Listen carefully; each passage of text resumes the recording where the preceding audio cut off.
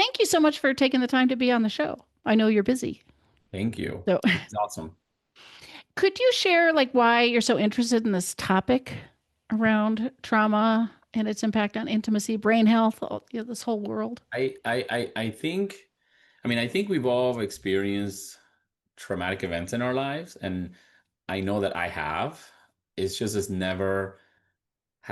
has never really caused a pathology in me, that's actually one of the biggest questions that I've always had. How is it that some people experience trauma, the same intensity, and one doesn't get affected, the other one does tremendously, or at least the one that gets affected kind of goes through life without any major problems. So Yeah. that has always been something I've been fascinated about, and I think what drew me to trauma is because I think I've experienced it, growing up and moving from Cuba to the States and that whole transitional phase. Especially today, I focus a lot on immigrant trauma. So I was 9 years old, so I'm sure I saw things that I shouldn't have seen. Yeah. Uh, I do remember specifically many instances and many memories of my mom telling me, "Look over there, look that way." So I'm Oh, like look sure away from something, whatever's, yeah, from whatever was happening, yeah. and not to like, scare anybody or anything. A lot of the stuff that happened to us was, coming from Cuba, we had to be in other countries like Guatemala, Nicaragua, and the whole process in the 90s, that was really held by, mafia Yeah. in Latin America, right? It was smuggling people. So I don't remember anything traumatic. I do remember seeing rifles and that we were always escorted with a group of people with rifles. So a 9 year old and my sister four, I'm sure that was a scary moment, Right. so but I think that is what has taken me to love working with this population. But then the more I dive into it, the more I realize that we've all experienced major stressors in our lives, and it's just how we are wired that we have different outcomes, if that makes any Yeah. sense. Yeah. So I mean, to follow that thread a little bit, what do we know about the difference between people that seem relatively unaffected by this and people that are really dramatically impacted? I think a lot of the conversation around that is the brain's ability to block those memories. Um, and sometimes some people might see that as, well, that is horrible because that keeps that memory kind of, closed in there. And one day it could open up. And yeah, I've seen that. Um, but it's another way of the system, the nervous system, to not keep re-triggering us or re-exposing us to the Yeah. stress, right? So it is a protection. For some people, the protection just kind of gets out of whack. And I don't think the specifics of what makes the difference have really been looked into, Yeah.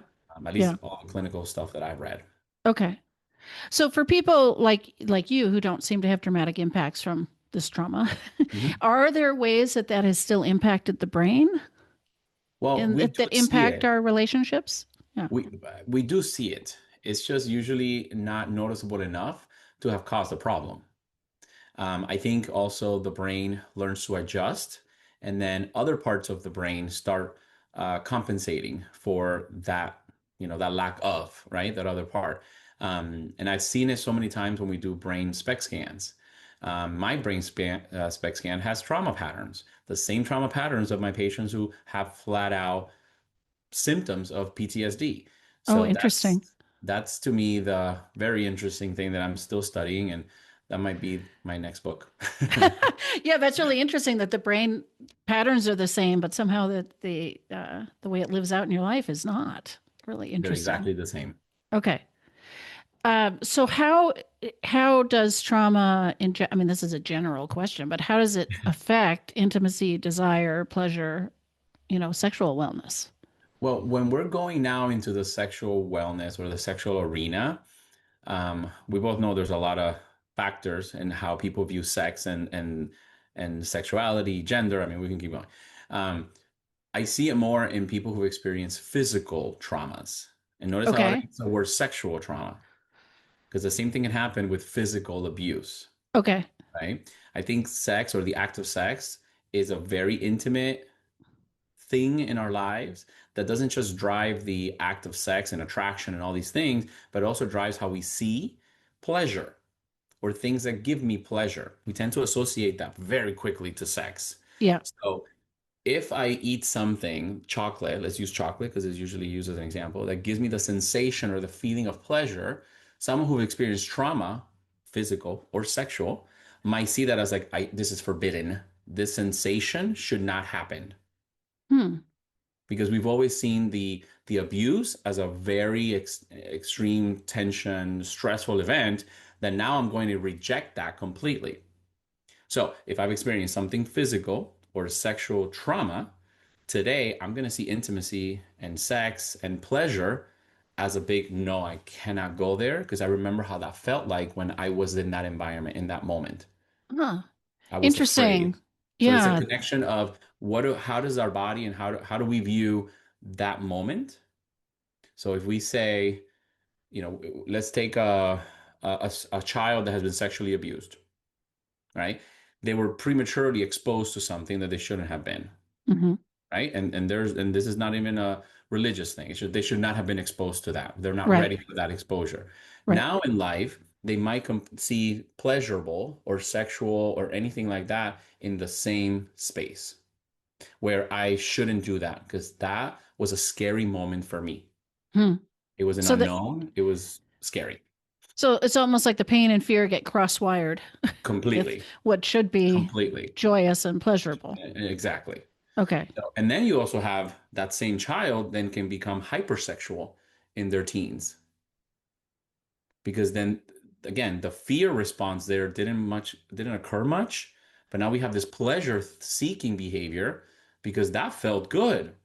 Hmm. Now what is the difference? I yet don't know. How You is mean it in that terms of, that yeah, in who goes terms of this like way or who who goes goes that way? where, right? Yeah. Now, Yeah. can they both give us issues in an developing brain? Yeah, of course. But then now we go into adulthood that this pleasurable seeking but extreme that could be harmful. That same trajectory can happen to that child, where this other Yeah. one over here completely does not want anything that gives him any sense of pleasure. Yeah. Okay. Does that So make sense? what, yeah, yeah, it does. What is the brain's role, or what do we understand about a healthy brain? In terms of its role in desire, connection, intimacy, Well, presence, all those things, we have to satisfaction. start with the basics of where we have our pleasure center in our brain. The nucleus accumbens, it's in the basal ganglias, right? So basal ganglias are also known for, or I see them as our anxiety centers. So Oh, the brain loves to self-soothe anxiety, stress, that feeling of uneasy with pleasurable things. So okay. when we look at sex and pleasure and just that dopamine that we're all looking for in that moment, we can get dopamine in a bunch of different ways. Right. We get it through sex, but we can also get it through cocaine. Is that Right. healthy? Or No, right? or a long run or some chocolate, right? All kinds Or of some, things. right. So there's Yeah. many ways that we can still self-soothe pleasure or that anxiety moment with pleasure with different activities. But what Mhm. gets this person from choosing this one, or this one, or this one? It's a lot more complex than I Yep. think our conversation right now. But that's the brain's way of always looking for self-soothing, right? There's change. There's a change in homeostasis. The brain's like, freak out. Look for something that gives me dopamine to self-soothe. Okay. Look for also other things to self-soothe, but I'm just for the purpose of talking about pleasure and it's that connection, right? So the Right. brain is kind of already made to always look for that since development. And I assume you're not implying that that's bad, that we have this No, no, no, impulse to no. This is self-soothe. This normal. is this is a This normal human is an thing. animal behavior. Right, Every right, animal does this. This is what I tell my patients. Every animal does these things. Have sex, eats, sleeps, and bonds. right. I mean, that is basic animal behavior. Okay. So, no, this is super healthy. And if anything, in our cases, we have the ability, because we have a psyche and we have other, a lot more complex, we can use these for bonding purposes. And I Right. say these, I'm referring to sexual, beautiful, sexual, intimate moments um, for self-soothe through the work of oxytocin, which is my favorite chemical. Yeah, exactly. It's pretty You know? magical. But I Exactly. mean, correct me if I'm wrong, but it seems like we also have other motivations for sex besides Hmm. self-soothing anxiety. It's not Hmm. Yeah. always a solution No. to some problem, right? No, no, It's no, no, also no, no, just no. purely pleasurable or delightful, Yeah. right? Well, dopamine also goes to the frontal lobe that allows us to focus, concentrate, So if someone has a healthy sexual life, what do you think they're going to be good at? Their executive functions. Yeah. Okay. Most medications that we give today, people for improving executive functions are dopaminergic medications. So can Interesting. we give them something? Can we educate them on using sex and improving their sexual wellness to improve all these other brain areas? Of course, that's one of my major Right. things. We've got a built-in medicine cabinet here, right? That we Yeah, we can have that it we can already. use. Yeah. We just need to know what to tap into, and how do we also retrain the ones that are unhealthy for us, those Okay. other dopamine seeking things. So I mean, maybe if I'm on the wrong track here, but are people that have had trauma more um, likely to be drawn to sex as self-soothing as opposed to the frontal lobes bonding, functioning, No, usually choice? someone with trauma stays away from anything that is sexual for Okay. self-soothing. And they suppress it so much is really sad, because then when they suppress it, then they look for other forms that are really unhealthy. That's Okay. when we go into the substances. Okay. When you're talking about people with lack of desire, Mhm. I mean, obviously, trauma is not going to be the only thing at play here, but like, No. what kinds of things go into somebody's struggle to connect to libido and desire? Honestly, is this same thing that we were just talking about, is our ability to look for healthy ways to improve my dopamine. Okay. And that includes from exercise, especially high intensity interval training, all the way to you working with an executive coach to help you organize your life. It's all of that in there, if that makes any sense. Well, let me I don't know make if I sure. answered See the if, question. as long as see if I'm understanding. So, taking care of dopamine and your Hmm. life in general and all these other arenas will trickle in to your Hmm. sexual desire Yep. then, because you won't be Because so. now the quick, easy, unhealthy way to look for dopamine could be checked off the box. If I went and exercised every day, did high intensity interval training, um, then my oxytocin is going to start rising, cortisol goes down. What am I more inclined to do is open up to another person. Mm, And that's where intimacy, I think, begins, yeah, and yeah, it's a process. It's not just you, it's that other person's, system. But, we also understand, as psychiatrists, is that this is a process that goes like that and can get turned off that quickly too. yeah. This is another sort of larger question, but do you mostly address trauma through this action now, change your dopamine, change your brain in this moment versus going back and dealing with the trauma that happened when you were a kid or something? Well, if the trauma was so severe that it hasn't resolved, we have to do that simultaneously. And Okay. I do that with a psychotherapist, right? Right. We work in collaboration where I say, okay, this is what we're going to start diving into. I call it the dark alley. So we're going to go down a dark alley. Yeah. We don't know what we're going to find in there. We might find nothing, but we got to go through it because this person is in pain. Their brain scan is telling me that there's trauma. So we got to go in there and go for it. But this is for you. Now, my job as a psychiatrist is prepare the patient with all these modalities. So Yeah. then when that patient is afraid to go in the dark alley, they have all these other tools that I have given them to, okay, self-soothe is going to be okay, but we have to go through it Yeah. in the psychotherapy world. If that makes Okay. sense. At the end of that process, are their brain scans different? Do you see organic Yes. changes in Yes, the it's brain? amazing. And it's Wow. also rewarding for them to see all this work that we've done in this year and a half. Here, I can see it is Yeah, paying there's off. proof, right, on this There's picture proof, that, right? There's yeah. proof. I mean, they tell Wow. me, and that's when I tell them, you know what, let's get scanned again. And I tell them, for you, not for me. I Right, know what I'm right. going to see. I can draw it for you right now, but Huh. you need to see all this stuff that we're changing, all these things that we've been doing, so you can see that reward, and then you start coming to peace with your reward system. Hmm. And I did that recently with a patient, and he's doing amazing.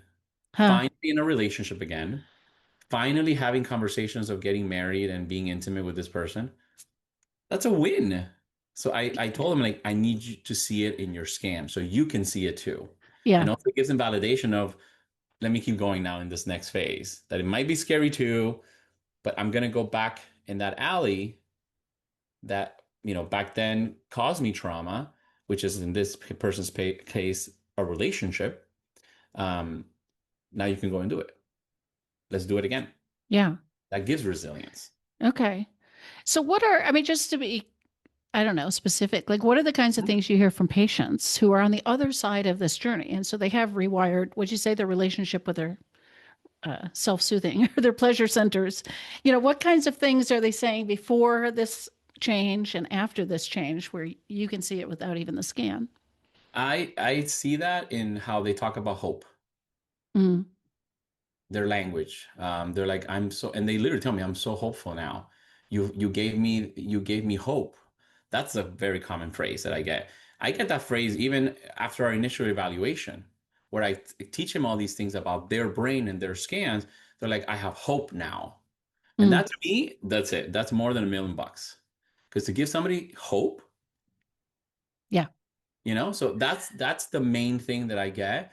And obviously then when we show them the scans a year or 9 months later, they're like, I'm really hopeful that I can yeah, keep doing this, right? right. This meaning life. I can keep doing this. I can face another difficulty and I know what to do to get through it. So Yeah, it that, seems like they'd either not be avoiding intimacy anymore, sex and pleasure and yeah, at stuff, or all. they'd be At toning all. down their their Yeah. overexcited. Because now Yeah, we have a more controlled nervous system when it comes to pleasure. yeah, yeah. All right. So how does this relate to emotional intelligence? Or does it? Are those two separate topics? No, I mean, to me, emotional intelligence is the ability to do this, to understand my own, to have a really good perspective of who I am emotionally, understanding my emotions, but then it takes me to understanding others. It Yeah. gives me more grace for others. Where if I'm talking to someone who's been abused by someone, I'm like, I can't, and they're like, I can't forgive them. Now they're like, I could now. Mm, That to me is emotional intelligence because yeah. now they have that ability to say, I know what was wrong with me. I know what I had to get through and my struggles, but you have also given me the ability to forgive that person because most likely he's also a trauma victim. Mm, And I use victim, not survivor, because they still haven't dealt with their trauma and they just keep abusing others. yeah. Right. So now this person, we stopped that chain because they're not going to keep abusing others because they healed from that trauma. Right. So that's the main thing that I notice. Okay. So when we think about couples that are, in relationships and maybe one person, maybe both have had trauma Mhm. and they're missing each other at that level, whatever they're playing out still as victims of their trauma. What are some tips for them to work through this, to reconnect, to deepen their intimacy? Does it need to be under the guidance of a psychiatrist, or are there some tips you can give people in general? Well, I would say it depends on every person, right? Do I need to go to a professional or not? If it's starting to get complicated for them, I would say get guidance, work Yeah. with a professional. Okay. And usually at the beginning, when we're starting, the couple's starting to tackle this, or they need even someone to identify, hey, do you know that this is the problem? Yeah. You need to have another brain, another set of eyes looking at the relationship. But for the couple individual, start with hugging, start with touching, right? Holding hands. Nowadays, you hardly see couples out in the streets holding hands. I mean, you hardly see people walking anyways, but you hardly see people holding hands. You're sitting in the car, hold each other's hands. Mm, We got to start with that.